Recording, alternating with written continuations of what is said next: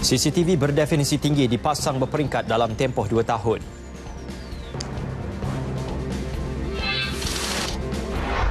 Pembangunan lereng bukit di Pulau Pinang perlu perhatian serius.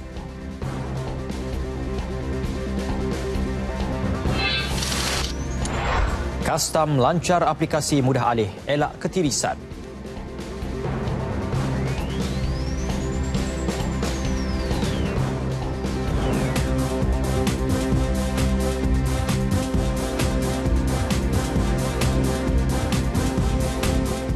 Assalamualaikum dan salam satu Malaysia. N5 edisi Khamis 9 November 2017 bersama saya Ismail Adnan. Selain tajuk-tajuk utama seperti biasa, lintas langsung negeri-negeri turut mengambil tempat. Lintas langsung negeri-negeri dimulakan dari RTM Pulau Pinang bersama G. Syarala, diikuti lintas langsung dari Jabatan Kemajuan Islam Malaysia JAKIM bersama Khairul Hafiz Abdul Halim. Dan dari RTM Sarawak pula kita bersama Damia Cassandra Manja serta akhir sekali bersama Muhammad Dia Sahlan di Sabah. Setia bersama N5.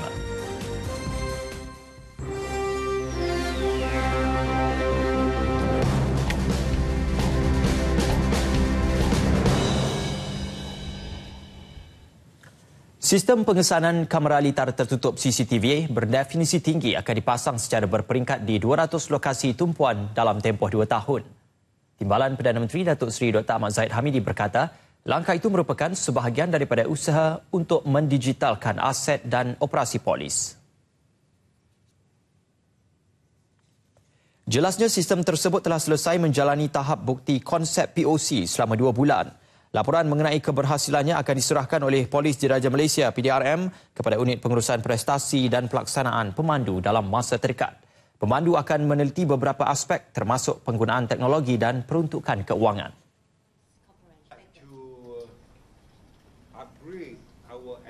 Di dalam tempoh 24 bulan itu, kita akan mendapatkan kelulusan, kita akan melakukan pemasangan, kita akan lakukan koordinasi dengan pihak berkuasa tempatan, kompleks-kompleks perniagaan dan juga dengan agensi-agensi penguasaan agar aset dan peralatan itu tidak hanya digunakan oleh satu pihak atau satu jabatan atau sebuah agensi penguasaan, tetapi boleh dikongsi bersama oleh banyak jabatan, agensi dan juga pihak penguasa tempatan. Beliau bercakap kepada media selepas menyampaikan ucap tama pada Hari Inovasi Huawei Asia Pacific 2017. Datuk Seri Dr. Ahmad Zahid sebelum itu turut menyaksikan pertukaran beberapa memorandum persefahaman termasuk antara Kerajaan Negeri Terengganu dengan Huawei Malaysia. Mengulas mengenai khidmat Ustaz Zamihan Mat Zain, Datuk Seri Dr. Ahmad Zahid menjelaskan kepakaran pendakwah berkenaan untuk mengendalikan program pemulihan tahanan militan di penjara Tapah Perak masih diperlukan. Tambahnya, walaupun tidak dibenarkan memberi ceramah di Selangor, Zamihan berkemampuan memulihkan individu yang menjadi pengganas dan menyumbang dana kepada aktiviti militan. Jadi Ustaz Zamihan adalah merupakan salah seorang yang menjadi pakar pada pemulihan ini. Mengikut rekod yang saya perolehi, kejayaan beliau untuk melakukan pemulihan akidah terhadap orang-orang Islam yang terlibat dalam keganasan atau melakukan keganasan berat ini cukup berjaya. Beliau mengulas kenyataan anggota Majlis Pimpinan Tertinggi PKR Latifah Koya yang mempersoal tindakan kerajaan pusat membenarkan Zamihan terus mengendali program pemulihan tahanan militan Daesh. Zamihan merupakan pegawai Jabatan Kemajuan Islam Malaysia JAKIM yang dipinjamkan kepada Kementerian Dalam Negeri untuk menyemak penerbitan agama. Beliau kini ditempatkan di Jabatan Penjara Malaysia sebagai pegawai pemulihan pengganas dan penjenayah ekstremis. Jabatan Kastam Diraja Malaysia JKDM melancarkan aplikasi mudah alih Duty Finder bagi membantras sindiket dan ejen yang memalsukan resit rasmi kastam COR untuk menipu syarikat pengimport. Kegiatan ini menyebabkan kerajaan rugi ratusan juta ringgit. Ketua Pengarahnya Datuk Seri Subramaniam Tolasi berkata, setakat ini 4 kes dikesan. Katanya daripada jumlah itu, 2 kes telah didakwa di mahkamah, manakala 2 kes lagi sedang dalam siasatan. Yang 4 syarikat ni je dah puluhan juta. Ya, jadi bayangkan yang kita yang tak tahu ni. Salah satu masalah ni, ada orang-orang dalam syarikat juga bersekongkol, especially on the shipping side. Ya. Padahal pemilik syarikat mungkin tak tahu. Ya. Sebab tu agak sukar. Sekarang saya nak pemilik syarikat sendiri semak. Bercakap ketika merasmikan aplikasi tersebut di Bukit Baru, Melaka, beliau menambah Duty Finder membolehkan pengimport dan syarikat menyemak jumlah bayaran yang dibuat kepada ejen dan bayaran yang direkodkan JKDM. Ia bagi memastikan ejen tidak melakukan penipuan. Selain Duty Finder, dua lagi aplikasi mudah alih yang diperkenalkan di bawah inisiatif Pelan Strategik Teknologi Komunikasi dan Maklumat JKDM ialah Tarif dan GST. Aplikasi tersebut untuk kegunaan orang awam bagi mendapatkan maklumat mengenai kod tarif, cukai kastam dan status pendaftaran GST pada bila-bila masa. Selain itu, turut dilancarkan perkhidmatan kemudahan pertanyaan maklumat GST iaitu MySMS dan Unstructured Supplementary Service Data MyUSSD untuk pendaftaran GST. Yang ini semua akan membantu meningkatkan lagi sistem penyampaian Jabatan Kastam. Kita percayalah, ya, tahun hadapan hasil yang dipungut oleh Jabatan Kastam turut, ya, dijangka meningkat, ya, dan aplikasi-aplikasi mudah alih ini dijangka membantu, ya, ke arah peningkatan hasil. Maklumat mengenai tata cara aplikasi mudah alih berkenaan boleh didapati di laman web rasmi JKDM di www.customs.gov.my. Baiklah, seterusnya kita akan berlintas langsung dari Kompleks Islam Putrajaya bersama-sama Khairul Hafiz Abdul Halim. Silakan. Terima kasih Ismail. Assalamualaikum dan salam satu Malaysia. Pelbagai pendekatan baru dan penambahbaikan diperkenal Majlis Agama Islam oleh Persekutuan Mawib bagi memudahkan asnaf memohon dan mendapatkan bantuan zakat. Terbaru, Mawib membuka sebuah lagi pusat agen zakat Paza, Cawangan Wangsa Maju yang dijangka memberi manfaat kepada lebih ramai asnaf.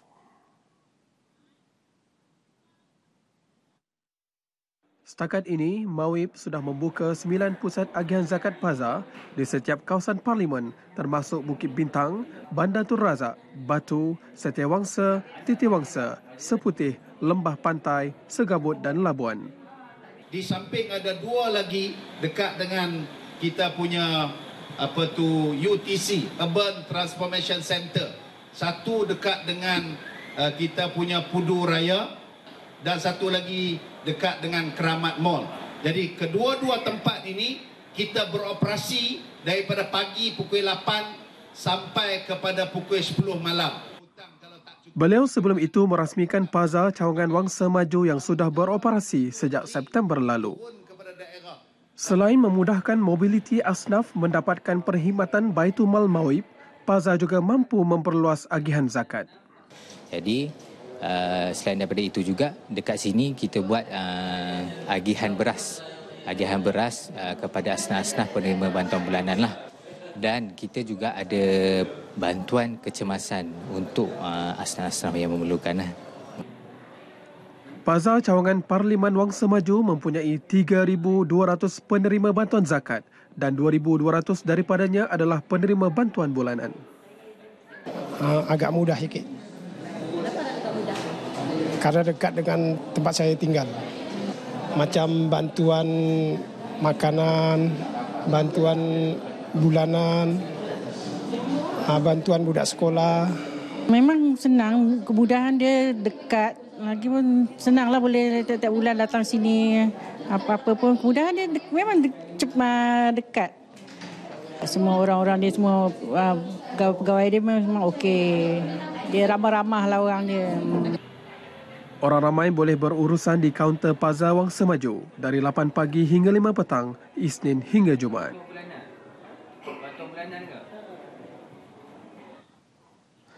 Skim pembayaran Hafiz SPH yang diperkenal sejak 2012 bukti komitmen kerajaan memartabat para hufaz di negara ini. Sehingga kini 621 pelajar telah menerima manfaat SPH melibatkan kos sebanyak 22.8 juta ringgit.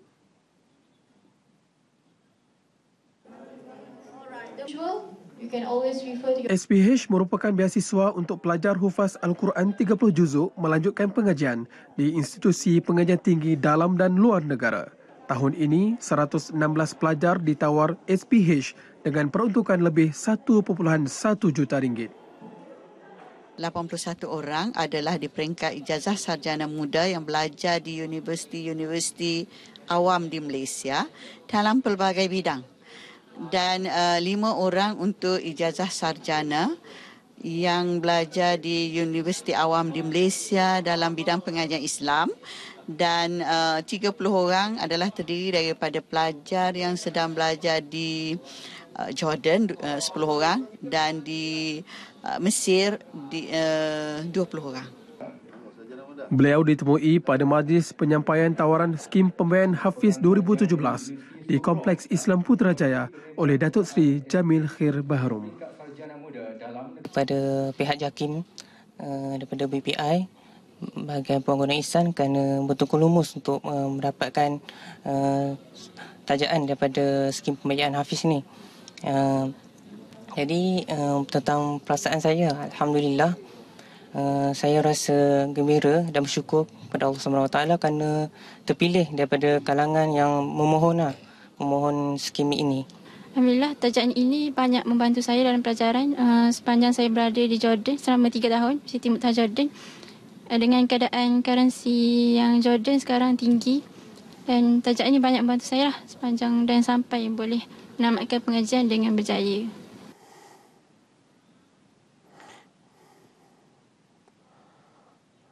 Jabatan Kemajuan Islam Malaysia JAKIM membuat penjenamaan semula pada modul Pusat Khidmat Keluarga Sosial dan Komuniti PKKSK sebagai panduan kepada pegawai runding cara dan fasilitator dalam aspek kekeluargaan, sosial, pembangunan komuniti Islam. Antara modul yang diketengahkan termasuk kemahiran keibubapaan, kehamilan dan kelahiran, pendidikan kanak-kanak, konflik keluarga, pengukuhan akidah dan pembangunan remaja. Hati yang penuh segar mensyukuri niat sentiasa berbolak-balik dan bercerai. Langkah menjenama semula PKKSK bertujuan menangani gejala sosial secara lebih serius. Ini kerana pencegahan melalui pendekatan agama dilihat antara usaha yang paling berkesan. Disiplin ilmu ini menggabungkan dua konsep kan, fizikal, minda dan juga spiritual, itu aspek kerohanian. Jadi dah tiba masanya sebenarnya penekanan dalam aspek kerohanian ni lebih penting dalam kita usaha untuk menangani masalah-masalah sosial ataupun masalah-masalah masyarakat yang berluasa sekarang. Mencetuskan lagi pelbagai kaedah ataupun tip-tips yang amat berguna kerana gejala sosial pada masa kini akan berubah dari semasa ke semasa. Jadi cara ataupun temu seru ataupun kaedah dalam menangani gejala sosial ini juga turut berubah. Kerana mengikut peredaran zaman ini, kita haruslah sentiasa orang kata up to date dan fleksibel di dalam berhadapan dengan insan-insan yang terjebak di dalam pelbagai jenis gejala sosial. Setakat ini terdapat 397 pegawai runding cara dan 725 fasilitator di 114 PKKSK di seluruh negara yang dikelolakan oleh Jabatan Agama Islam Negeri JAIN. Memperjelaskan lagi peranan pegawai runding cara dan fasilitator PKKSK dalam membantu menangani isu-isu yang berlaku dalam komuniti setempat.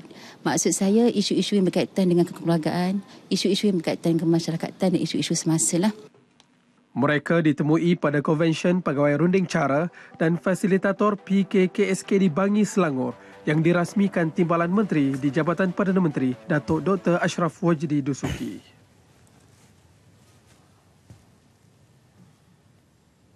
Setakat ini paparan berita dari Kompleks Islam Putrajaya. Kembali ke Angkasa Puri untuk berita seterusnya. Terima kasih Hafiz untuk perkembangan dari Pusat Islam Putrajaya. Seorang lagi mangsa kebakaran yang memusnahkan 4 buah rumah di Kampung Baru Sungai Gelugur dekat Taman Petani Jaya Sungai Petani, Kedah 2 hari lalu meninggal dunia hari ini, menjadikan kesemuanya 6 orang maut. Mangsa yang melecur teruk di seluruh anggota badan disahkan meninggal dunia ketika sedang menerima rawatan di Hospital Sultanah Bahiyah HSB Alustar kira-kira jam 2.15 petang tadi. Dalam kejadian Selasa lalu, 5 warga Indonesia rentung selepas rumah yang didiami musnah dalam kebakaran. Ketua Polis Daerah Kuala Muda ACP Saifi Abdul Hamid berkata pihaknya telah berhubung dengan Konsulat Indonesia di Pulau Pinang untuk tindakan lanjut. Manakala proses pengecaman ke-5 mangsa yang rentung sedang dilakukan bagi mengenal pasti identiti sebenar mereka. Dalam kejadian kira-kira jam 4 pagi itu, 4 rumah papan yang didiami lebih 20 penghuni musnah terbakar. Sebahagian besar penghuni berjaya menyelamatkan diri, manakala 5 mangsa terperangkap di dalam rumah. 5 yang maut termasuk pasangan suami isteri dikenali sebagai Mat Khalil Tubat 40 tahun dan Umeh 35 tahun. 3 lagi mangsa yang rentung ialah remaja lelaki berusia 17 tahun dikenali sebagai Misbahul Anwar warga Emas, Tobiah 67 tahun dan Habi 40 tahun.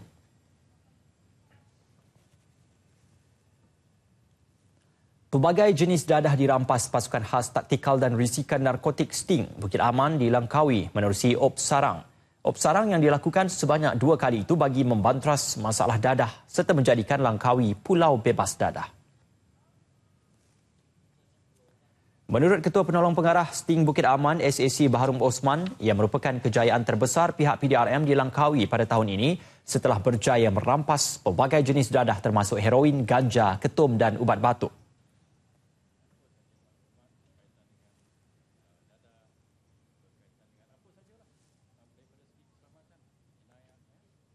Antaranya dadah jenis heroin sejumlah 160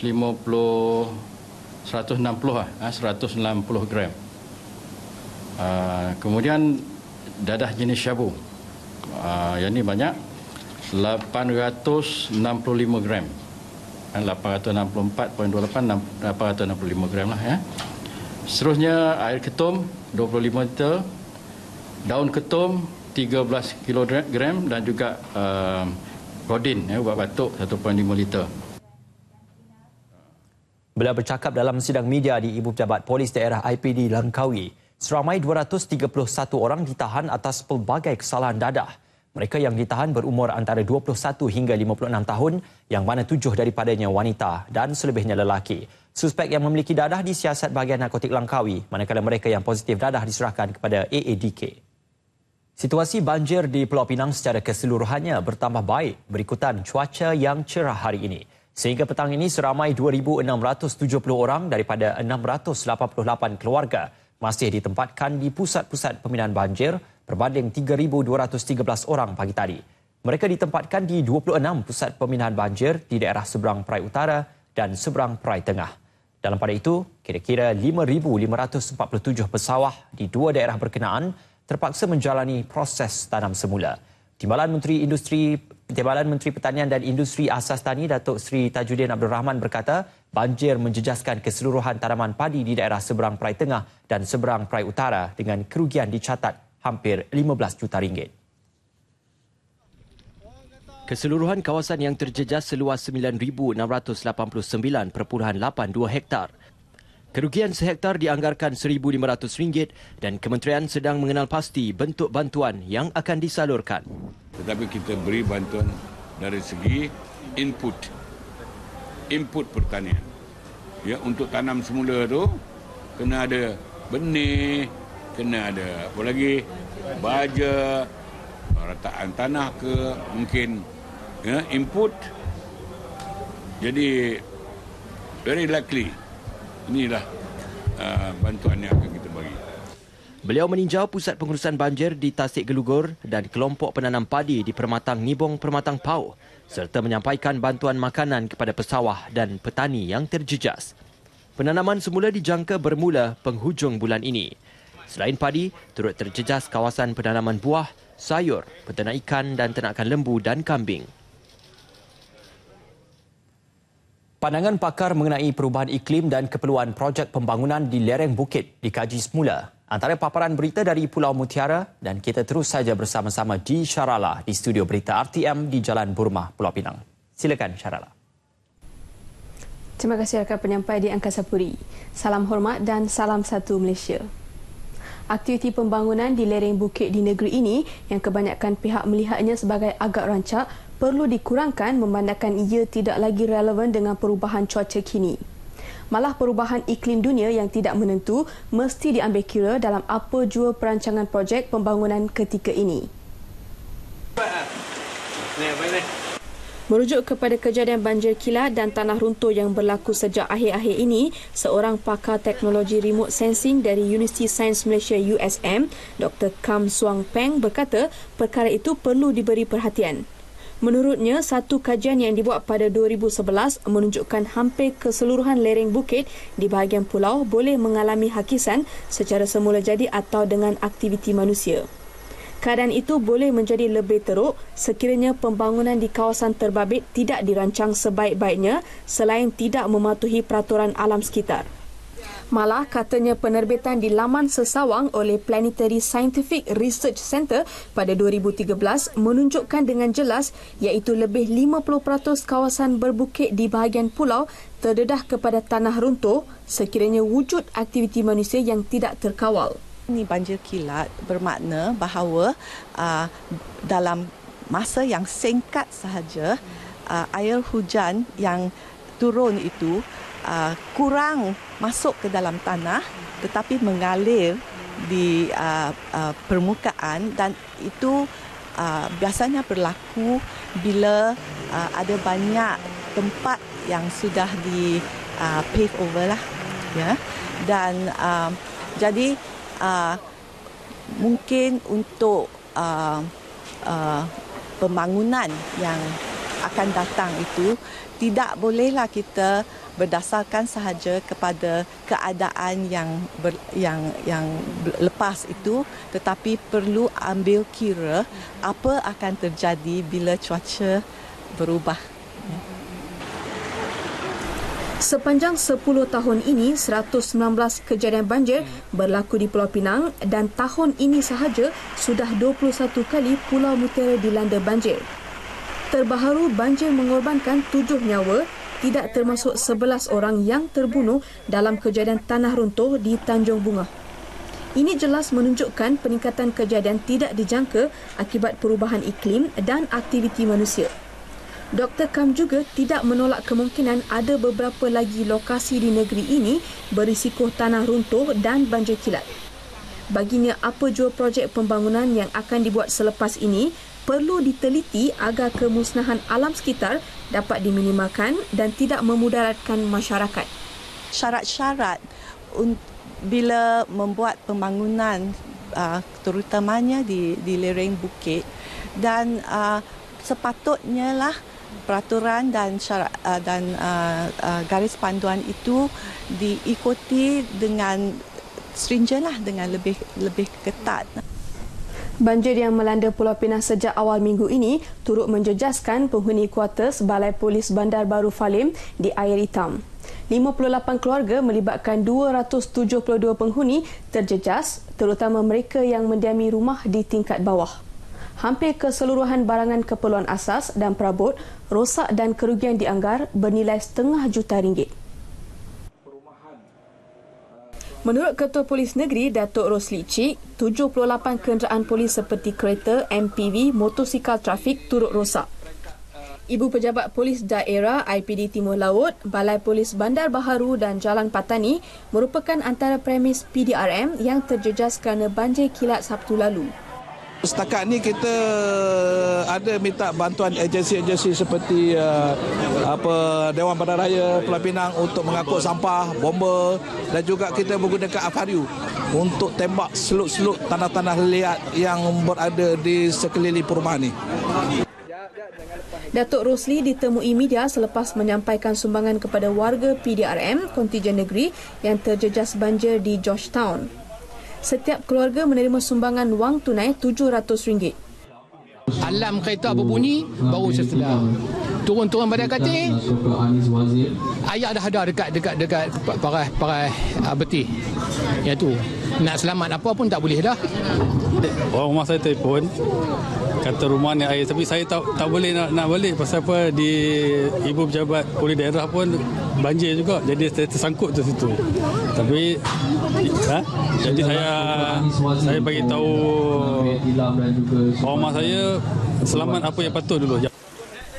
Walaupun terjejas dengan banjir, kebanyakan anggota polis ini masih meneruskan tugas membantu penduduk yang terjejas banjir.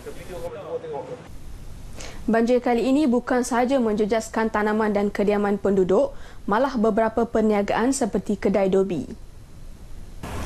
Kebanyakan pengusaha dobi kecewa kerana terpaksa menanggung kerugian yang tinggi apabila mesin-mesin basuh rosak ditenggelami air. Kerja mereka juga menjadi rumit apabila pakaian yang dihantar oleh pelanggan diselaputi selut. Yang ni banyak dipantas, semua selut semua dah. Banjir makin semua selut. Lagi-lagi teruk kerja sekarang. Lagi customer sekarang lagi ramai sebab barang-barang yang kain-kain yang sudah kena banjir, dia orang hantar pergi cuci tapi kita tak sempat nak cuci sebab kain pun banyak, lagi mesin pun rosak. Ada antara pengusaha yang terpaksa membuang pakaian pelanggan yang rosak akibat banjir. Paparan itu mengakhiri sumbangan berita dari Pulau Pinang. Teruskan bersama N5 untuk laporan selanjutnya. Salam hormat dan salam satu Malaysia. Baiklah, terima kasih Haji Syarala untuk perkembangan dari Pulau Pinang. Lebih 20 hektar kawasan pertanian di Kampung Sungai Pinang, Pulau Indah, Pelabuhan Kelang, Selangor musnah dalam kejadian hujan lebat dan fenomena air pasang Isnin lepas. Kegagalan kunci air berfungsi dengan baik dipercayai menjadi punca beberapa petani di kawasan itu kerugian puluhan ribu ringgit apabila tanaman timun, terung, kacang panjang dan cili rosak ditenggelami air. Kunci itu dalam. Air mati pun sampan boleh masuk. Ini mati sini dah tergantung, air tak keluar. Sebab mulut kunci itu pun tak timbul. Macam mana air nak keluar? Kunci air yang gagal melepaskan air ke laut dipercayai menjadi punca air banjir sekadar mengalir lesu ke laut. Seorang petani yang mengusahakan tanaman pisang dan limau, Adnan Mustajab, 55 tahun berkata, keadaan ini telah dikesan 4 tahun lalu tapi tiada tindakan diambil untuk meluaskan kuala anak sungai berhampiran kawasan tanaman sayur-sayuran mereka. Dulu kata rancangan ada nak buat kunci kat luar yang besar baru. Tapi sampai sekarang pun tak ada. Tu semalam tadi ada orang datang tu kata nak buat lagi tambah kunci. Tambah 10 saya cakap pun takkan nak selesai masalah. Yang selesai tu ujung tu buntir tu dikeruk. Air lajulah keluar. Bagi Manaf Muhammad yang memenangi Anugerah Petani Jaya Selangor 2017, fenomena banjir termenung ini telah lebih 3 hari menenggelamkan sayur-sayuran yang ditanamnya. Bila kau dibusuk, dia akan mati. Dia 3 hari daunnya kuning lah. Semua pokok begitu 3 hari daun. Timun lagi lah. Timun lagi. Timun kalau kena setengah hari dia habis lah. Ini kali ketiga tanaman yang diusahakan Manaf ditenggelami air dan yang ini merupakan yang terburuk. Ia berlaku ketika tanaman kacang panjangnya sudah berbuah dan sudah sampai masa dituai yang hasilnya boleh mencecah 14 tan. Sekurang-kurangnya beliau telah kerugian RM56,000 sekiranya ia diukur pada kadar harga kacang panjang RM4 sekilo. Semua itu tidak termasuk kerugian daripada tanaman cilinya. Dah 3 kali kena dah. Tapi yang kena yang hari itu tak ada dah teruk sangat. Yang kali ni yang teruk sangat ni. Ini tak tahulah berapa puluh ribu habis. Kacang ni. Cili dengan kacang Cili dengan kacang. Cili dengan kacang. Kacang tu kalau 15 tan aja kalau dah RM4 sekilo. Itu je dah berapa ribu dah. Tahulah.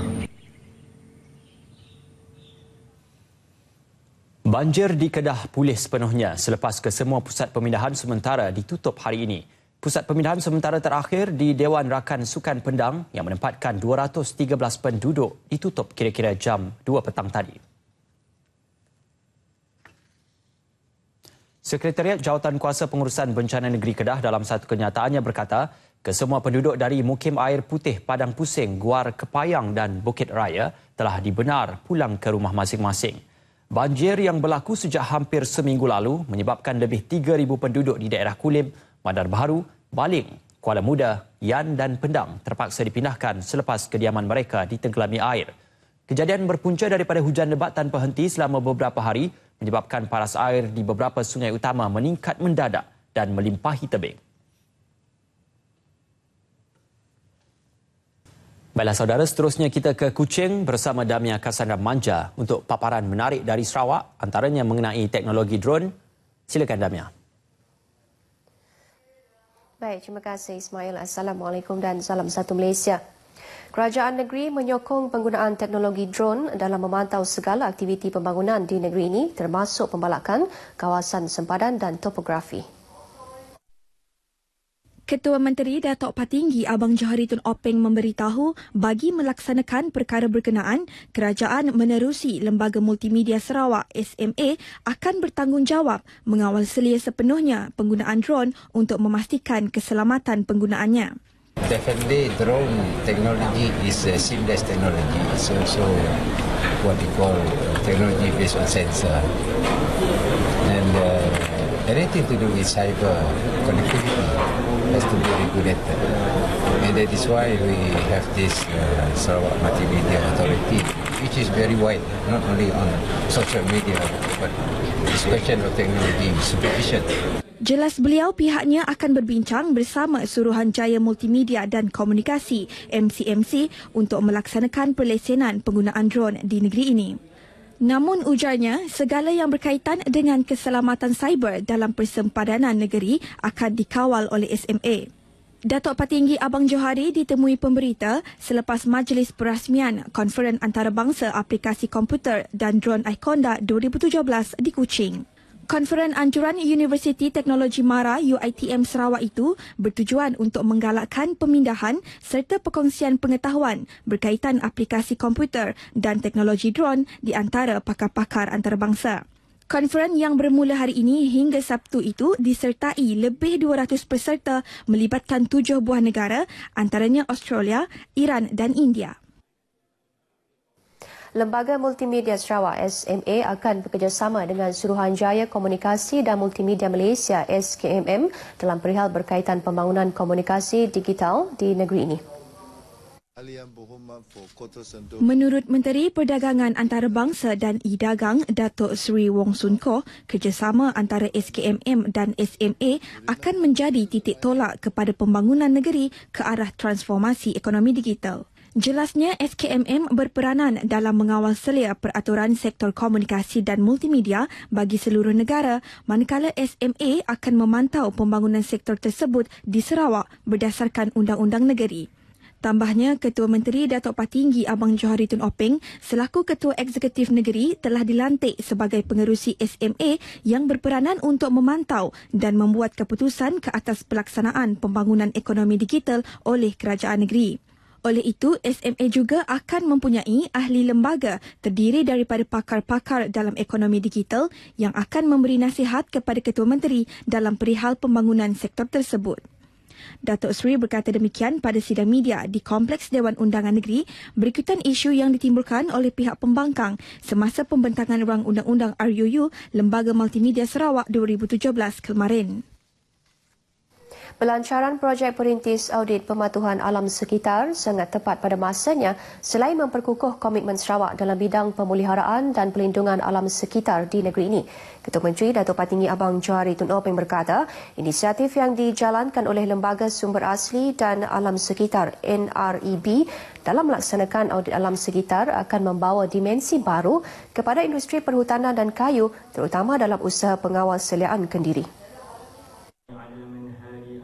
Beliau menambah bahawa dalam era revolusi hijau yang semakin berkembang ini, pemain industri perlu berubah dan menyokong lebih banyak amalan hijau kerana terdapat keperluan yang semakin meningkat di pasaran antarabangsa untuk produk kayu yang disahkan berasal daripada hutan yang diuruskan secara lestari. Katanya projek perintis itu penting kerana kerajaan negeri telah menetapkan sasaran sekurang-kurangnya 7 kawasan konsesi untuk diakreditasi di bawah skim pensijilan pengurusan hutan mampan.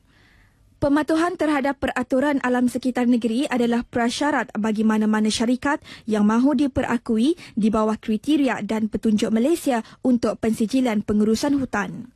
Ketua Menteri berkata demikian ketika melancarkan projek perintis untuk audit pematuhan alam sekitar bersempena seminar pengurusan alam sekitar dalam sektor perhutanan di Kuching. Teks ucapan beliau dibacakan oleh Menteri Muda Perancangan Bandar, Pentadbiran Tanah dan Alam Sekitar, Datuk Len Talif Saleh. Beliau juga memuji Persatuan Kayu Kayan Sarawak STA dan 8 syarikat anggotanya yang terlibat dalam projek perintis tersebut di atas komitmen terhadap pengawal seliaan kendiri di kawasan operasi mereka.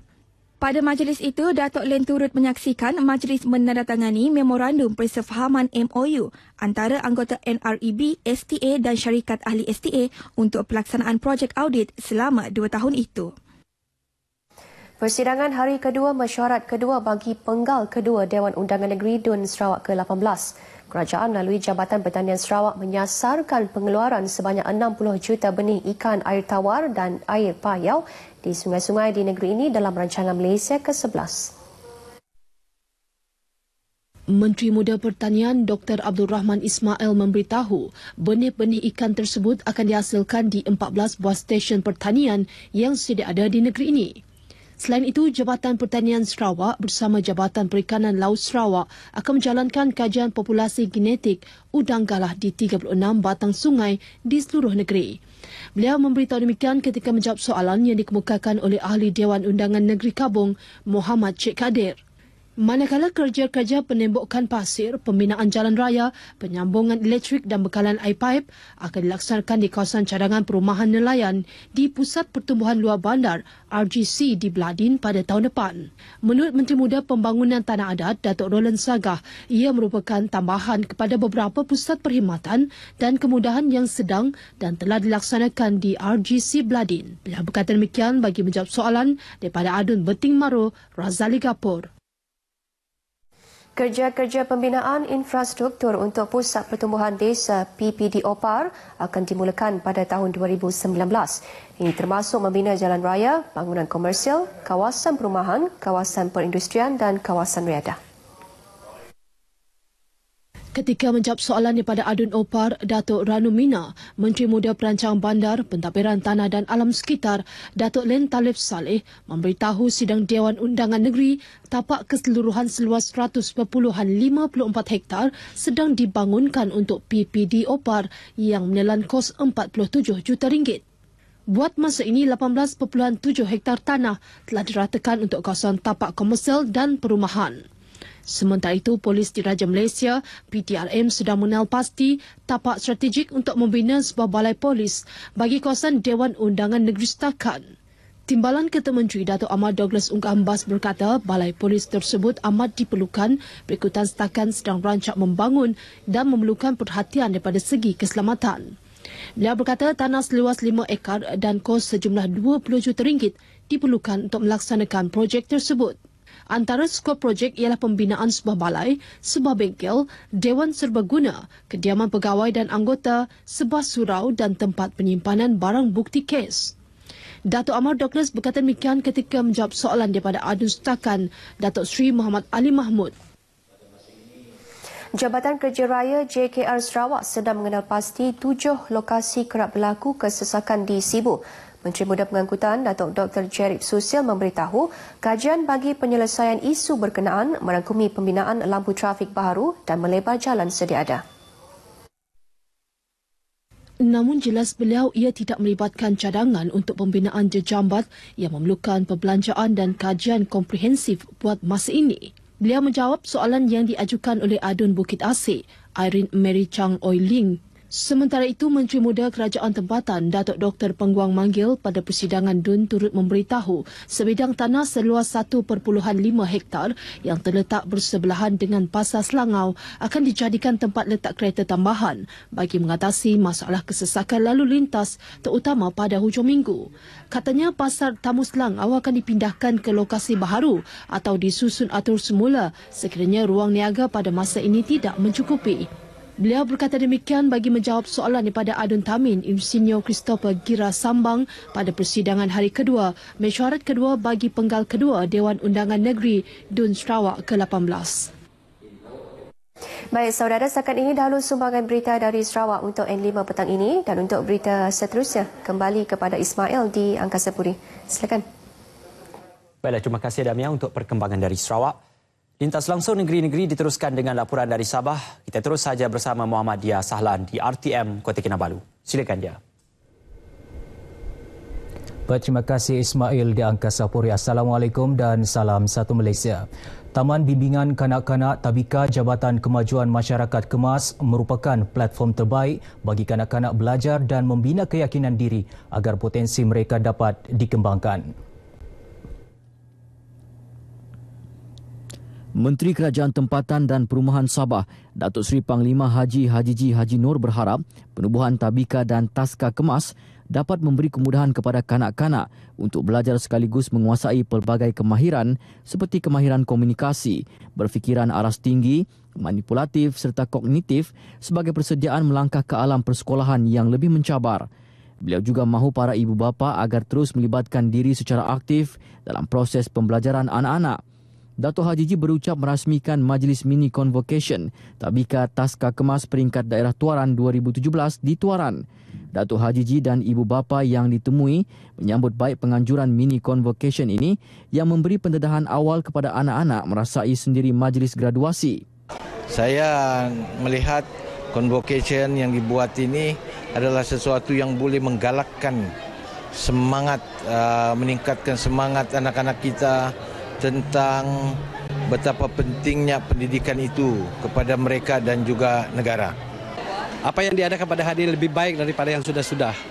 Jadi kita mengharapkan agar dengan adanya majlis seumpama ini, ianya akan diteruskan untuk generasi kanak-kanak ini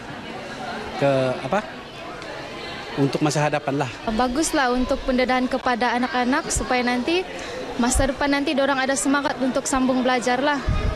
Lebih 500 murid Tabika dan Taska Kemas menerima sijil dalam majlis ini yang menggabungkan 3 kawasan Dewan Undangan Negeri iaitu Sulaman, Kiulu dan Tamparuli. Kerja-kerja menaik taraf Masjid At-Taqwa Kompleks Bersepadu Kementerian Komunikasi dan Multimedia KKMM Sabah berjalan lancar dan dijangka siap pada Februari tahun depan. Ketua Pengarah Unit Penyelarasan Pelaksanaan ICU Jabatan Perdana Menteri Tan Sri Ahmad Zaki Ansori Muhammad Yusof berkata, apabila kerja-kerja menaik taraf siap sepenuhnya, masjid tersebut mampu menyediakan kapasiti yang besar dan kemas berbanding sebelum ini. Kali ini insya-Allah kapasiti akan meningkat dengan besar sekali lah berbanding dengan yang asal dulu dan lebih selesa untuk jemaah. Beliau ditemui pemberita RTM selepas membuat tinjauan penaik tarafan Masjid At-Taqwa KKMM Sabah di Kota Kinabalu. Dalam perkembangan sama, Tan Sri Ahmad Zaki berkata, ICU akan mempertimbangkan permohonan menaik taraf atau membina masjid di seluruh negeri ini selepas melihat keperluan masyarakat setempat di kawasan tertentu. Bahagian Siasatan Jenayah Ibu Pejabat Polis IPD Penampang berjaya menumpaskan 4 orang ahli geng saudara dan 4 orang ahli geng Ayahrul yang terlibat kes curi motosikal dan pecah rumah di sekitar Penampang dan Kota Kinabalu. Dalam sidang media di Penampang, Ketua Polis Daerah Penampang DSP Rosli Hobden berkata 4 suspek geng saudara yang berumur lingkungan 19 hingga 25 tahun adalah positif dadah jenis syabu yang ditangkap dalam satu serbuan di Kampung Baru Luyang pada Isnin lepas. Dengan penangkapan yang membabitkan rampasan bernilai RM30,000 itu, polis berjaya menyelesaikan 10 kes yang dilaporkan mangsa. Dengan tertangkapnya geng saudara ini, kita telah berjaya membuat follow up dengan merampas barang-barang yang terlibat di dalam kes tersebut sebanyak 63 item lah ya. Dia exhaust, motosikal, blok motosikal, helmet, jaket, dompet, pisau, termasuk satu pucuk pistol tiruan lah ya. 2 rangka motosikal dan... Sementara itu, Polis Penampang juga berjaya menumpaskan 4 suspek geng Ayahrul berumur 26 hingga 37 tahun yang aktif dalam kes curi motosikal dan pecah rumah di Penampang dan Kota Kinabalu dalam satu serbuan berasingan di sekitar Pasaraya Survey Putatan semalam. Tangkapan itu membabitkan rampasan bernilai RM4,000. Kesemua suspek yang ditangkap disiasat di bawah Seksyen 457 Kanun Keseksaan, Seksyen 379A dan Seksyen 6 Akta Senjata Api. Agensi Antidada Kebangsaan AADK Kota Kinabalu menahan 30 individu dalam operasi bersepadu di apartmen perumahan sekitar kawasan Puri Warisan dan Kampung Likas malam tadi. Daripada jumlah itu, 16 termasuk seorang wanita didapati positif dada jenis syabu dan satu pasangan suami isteri yang mempunyai 5 orang anak. Ketika ditemui media selepas operasi tersebut di Kota Kinabalu, Ketua Pegawai AADK Kota Kinabalu Lawrence Galih berkata, kesemua ditahan di bawah Seksyen 3-1 Akta Penagih Dadah 1983 dan reman 14 hari Seksyen 4-1-B. Menurutnya, operasi berkenaan dijalankan berdasarkan maklumat orang awam dan dijalankan sesuai kempen perangi dadah habis-habisan. Operasi kali ini melibatkan 15 anggota AADK, 4 anggota Dewan Bandaraya Kota Kinabalu dan 4 anggota Suruhanjaya Pencegahan Rasuah Malaysia.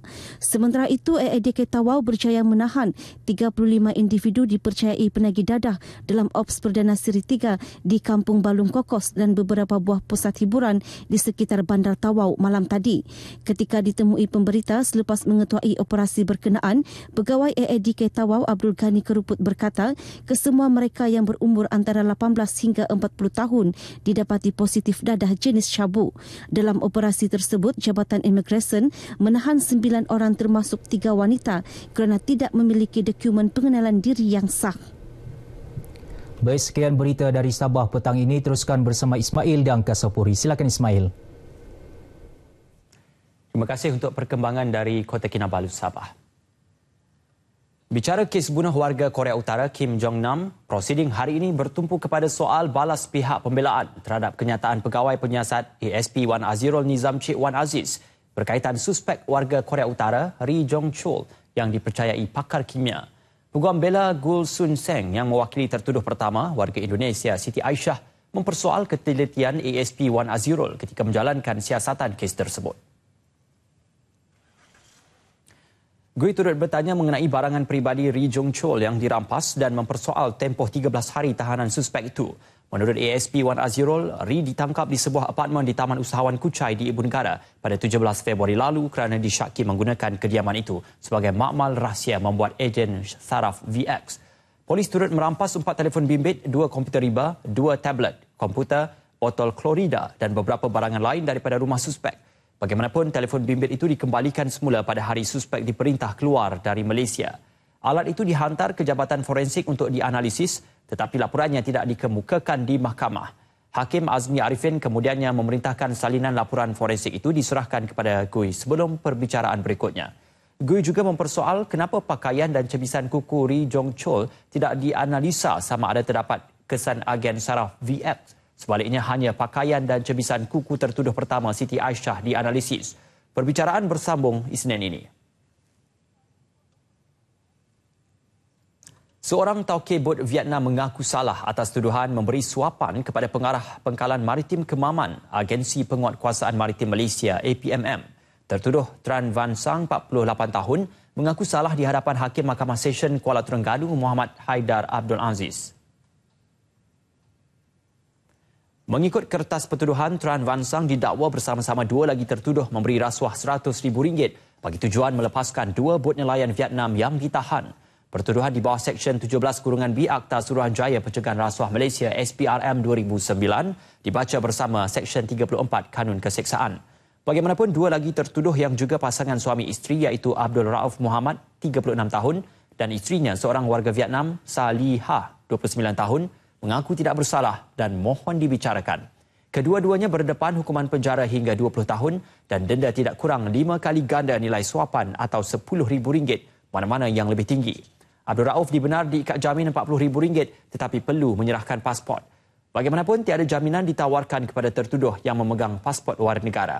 Mahkamah menetapkan tarikh sebutan semula kes pada 28 November ini. Sebelum ini, seorang jurubahasa sambilan bersama suami dan tauke bot direman kerana bertindak sebagai orang tengah dalam rundingan antara tauke bot Vietnam dan pegawai APMM terbabit.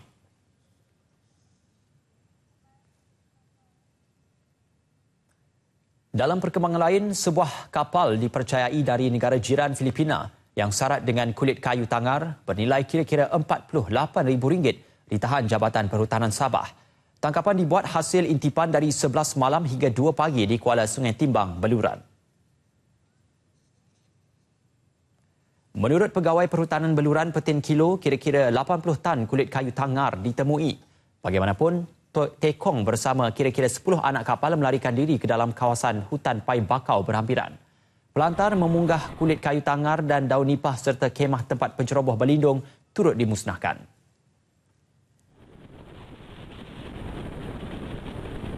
Dan kapal ini telah ditangkap dan dirampas dan kami sudah tarik di pangkalan Sungai Timbang yang mengandungi muatan kulit tangar lebih kurang 8 tan. Dan kami yakin masih ada lebih daripada 25 orang lagi warga asing di dalam hutan simpan Bakau ini yang mana telah melarikan diri semalam. Jadi kami akan terus membuat. Rampasan ini merupakan yang kedua tahun ini selepas rampasan pertama pada Ogos lalu. Kes disiasat di bawah enakmen Hutan 1968. Setakat ini Jabatan Hutan berjaya menahan 8 kapal dipercayai digunakan untuk mencuri kulit kayu tangar sejak JT Perhutanan Sungai Timbang beroperasi pada 2014. Kulit kayu tangar dipercayai digunakan dalam industri membuat varnis selain diguna sebagai bahan campuran dalam pembuatan arak di Filipina.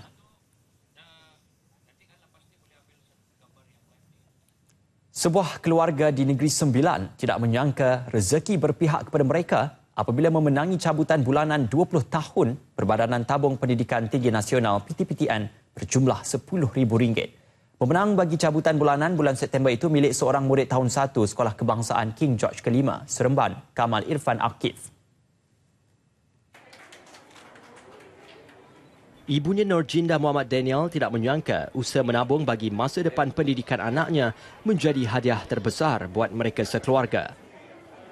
Saya tak gembira lagi masa tu. Saya ingat scam. Puan Ain yang call. Dapat call lah? Dapat call. Dia kata saya memenangi. Saya kata betul ke? Bukan scam. Dia kata bukan. Dia kata kalau tak percaya tengok FB Live. Semalam kita dah buat FB Live. Dia cakap begitu. Saya terus tengok. Ya benar betul. Terus syukurlah. Jelas Timbalan Ketua Eksekutif PTPTN Mastura Muhammad Khalid, majlis penyampaian hadiah WOW 20 tahun PTPTN itu dibuat sempena ulang tahun ke-20 itu khusus bagi pendeposit yang membuka atau menambah simpanan dalam akaun SSPNI+. Selain itu, ibu bapa yang membuat simpanan untuk murid tahun 1 Sekolah Bantuan Penuh Kerajaan akan menerima tambahan keistimewaan, iaitu simpanan percuma bernilai RM50. Tambah Mastura, peruntukan sebanyak RM25 juta telah disediakan untuk diberi kepada mereka yang layak dan sehingga 30 September lalu, kira-kira 9.08% murid tahun 1 telah menerima simpanan percuma tersebut. Dan untuk laporan cuaca, kita ke Jabatan Meteorologi bersama pegawainya Muhammad Hafiz Kasim. Silakan. Terima kasih kepada rakan penyampai di Bilik Berita Angkasa Puri. Assalamualaikum warahmatullahi wabarakatuh dan salam sejahtera. Sebelum kita ke laporan cuaca petang ini, kami di Jabatan Meteorologi Malaysia ingin membuat penafian tular yang mendakwa merujuk kepada teknologi NASA berkaitan ribut kuat akan melanda Pulau Pinang dalam tempoh 2 hari akan datang. Berdasarkan pemantauan terkini, Jabatan Meteorologi Malaysia tidak menjangkakan ribut kuat yang dinyatakan dalam tular tersebut akan berlaku di Pulau Pinang. Orang ramai dinasihatkan agar tidak mempercayai dan menyebarkan mesej yang belum disahkan kesahihannya. Baiklah, kita ke laporan cuaca petang ini dengan melihat kepada corak tiupan angin.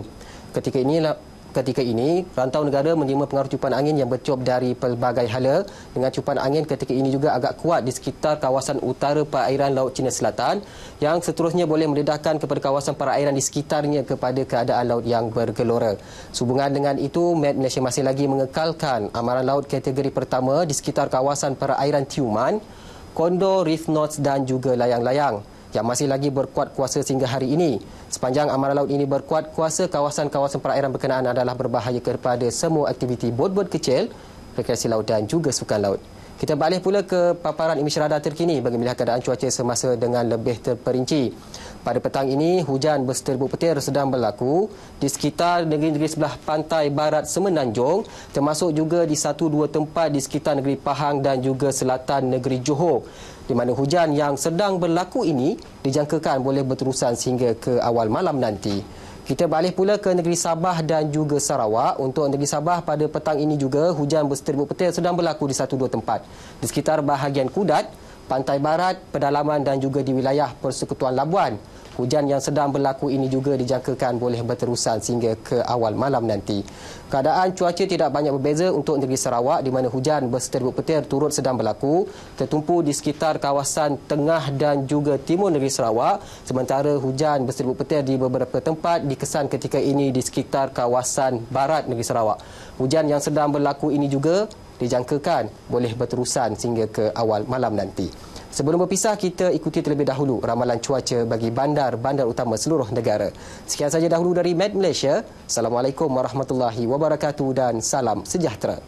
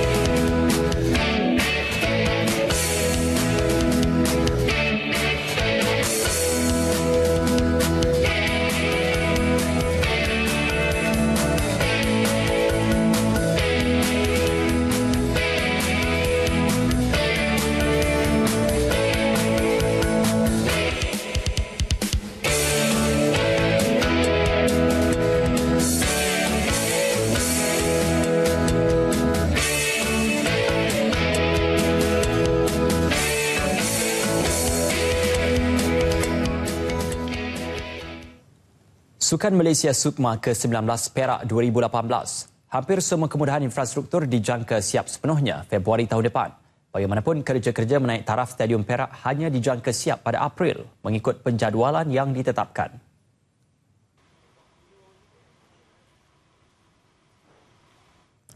Pengerusi bersama Jawatan Kuasa Pelaksana SUKMA Perak 2018 Datuk Seri Abdul Puhat Mat Nayan berkata, sebanyak 160 juta ringgit telah diperuntuk Unit Perancang Ekonomi EPU sejak tahun lalu bagi memastikan proses membina dan menaik taraf kemudahan berjalan lancar. Dua kemudahan baru dibina iaitu Pusat Akuatik di Ipoh dan Lapang Sasar di Cepur, manakala kemudahan lain sedang dinaik taraf mengikut piawaian antarabangsa. Sebenarnya apabila kita buat macam kita buat Kolam Renang tu, kita bersama dengan pihak persatuan. Persatuan memang bersama kita. Kita pun tak nak bila siap nanti tiba-tiba tak mematuhi spek. Tiba masa kita nak buat olahraga, kita nak track tu, mana dalam jawatan kuasa Datuk Bandar nanti akan ada sama daripada Persatuan Olahraga Malaysia. Sebab benda tu tak boleh buat kemudian. You kena seiring. Beliau meninjau perkembangan pembinaan kemudahan infrastruktur berkenaan di kawasan Ipoh di Perak. SUKMA ke-19 Perak 2018 dijangka berlangsung pada 12 hingga 22 September tahun depan, akan diadakan di setiap daerah di negeri itu dalam usaha merakyatkan sukan.